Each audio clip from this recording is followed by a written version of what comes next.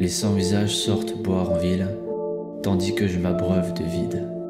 Pris, aspiré, stagnant dans une insomnie, je me retire inspiré et plonge dans l'immense infini. Là, des soirées, de la musique et des néons, c'est la lumière des étoiles qui m'éblouit. Absorbé, fasciné et tellement loin de ce monde, je me sens soudain étranger à cette vie. Envie de voyager dans l'univers, me perdre, aspiré par le mouvement des astres, parcourir les vastes étendues dépourvues d'air et comprendre en ressentant le tout et ses contrastes. Il résonne comme un écho, l'onde est information, la vie est comme l'eau. Malléable, informe et profonde, je me sens parfois étranger à cette ronde. Le monde n'est qu'un songe, ses ressorts un mirage, ces choses sont irréelles, tout est pur. Loin des femmes, de la cruauté et du mal, ici les comètes, les faisceaux, tout est stable. Va-et-vient entre temps et espace, impartial, on se sent si petit et pourtant si spécial. De pouvoir admirer l'immensité de l'espace, comprendre qu'on n'a peut-être aucune place, un miracle, une erreur, une preuve, une chance, une extase, et si notre terre était une métastase.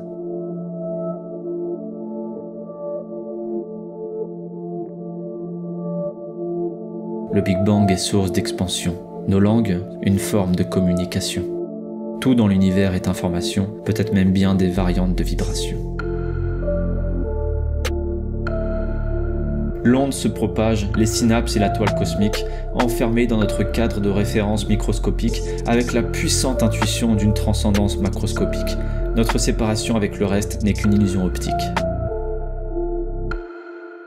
Je comprends la difficulté de maintenir notre dualité, qu'importe nos progrès, ce sentiment de recul, la physique quantique contient son lot de spécificités, quand la lumière ne se décide pas entre ondes et particules. Inverse les pôles, rien ne change. Tout reste vibration connectée. Qu'importe que le temps change, l'histoire suit sa destinée.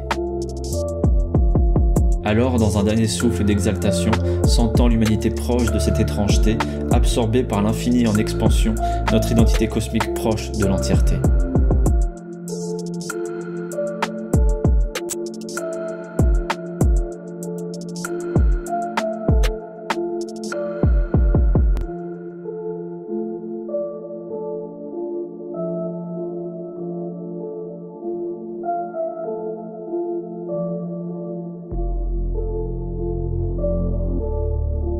L'univers reviendra sur lui-même dans sa dernière heure.